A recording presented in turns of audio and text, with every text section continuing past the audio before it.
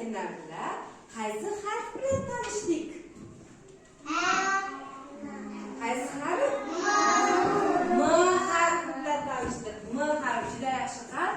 M harfidan boshlanadigan so'zlarni aytaylik. Qo'l ko'taramiz. Maqsad. Mudan boshlanadi. Bu sana. May juda yaxshi. Abjalik. Mushuk. Mushuk juda yaxshi. Yana Hasan. Xan. Muhammad Ali. Mo'min juda yaxshi. Hasan ayt tursin. Mashina juda yaxshi. Qizlarning ati? Mubina. Madina, Mubina ya. Juda yaxshi. Endi maqsad, yaxshi maqsad o'tir. Endi Musa juda yaxshi. Endi bugungi darsimiz, yangi harf bilan tanishamiz senlar bilan. Bugun senlar bilan tanishadigan harfimiz O harfi. O. Og'zimiz, labimiz oldiga qarab chiqar ekan. Qaramiz qaytaramiz. O.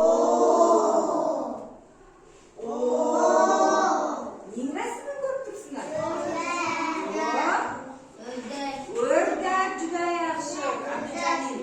O'rdak rasmi. O'rdak degan O harfidan boshlanib turibdi. O'rdak juda yaxshi.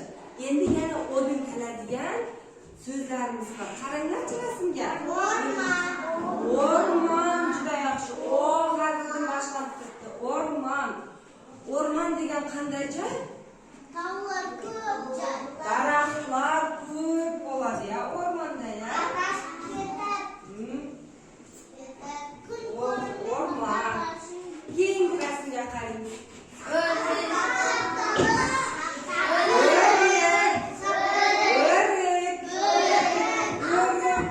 Hammamiz yeganmizmi? Qachon pishadi o'rik? Qaysi Yazda pishadi juda yaxshi. Abdujalil, Asad, Yazda. Hammamiz dami qanday o'rikning?